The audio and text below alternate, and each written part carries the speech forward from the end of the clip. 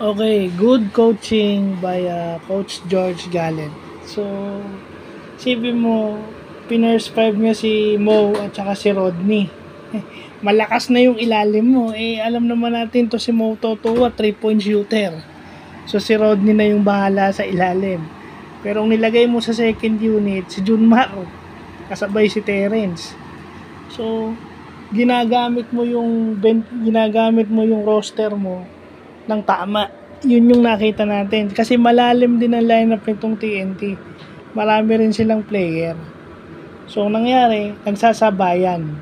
Pero ang nagpanalo sa San Miguel is yung mas marami silang player na nagagamit. Mas marami silang player na pwedeng i-combine.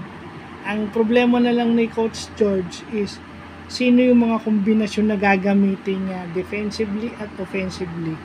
Kasi nilagay mo sa second unit si Junmar, parang wala lang kahit yung yung buong TNT lineup na nasa loob, kinukuha na niya ng rebound Walang wala sa kanya yun.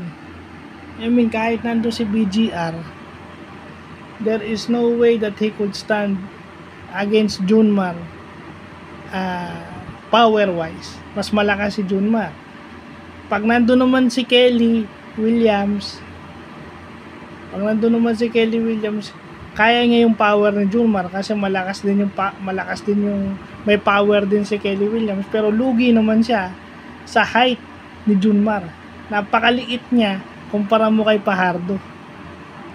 At syempre pag mas maliit ka, kailangan mag-exert ka ng effort. So yun, doon ka tinatalo.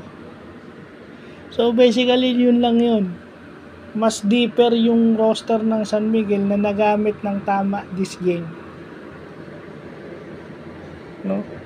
Kaya nanalo yung San Miguel over TNT. Pero maganda yung game, sa bayan lang. Nag-survive lang yung San Miguel. Kasi kung hindi San Miguel yung nakalaban ng Talk and Text, malamang Talk and Text pa nanalo doon o yung TNT pa panalo doon kung hindi San Miguel yung kalaban. San Miguel yun So, yun lang po.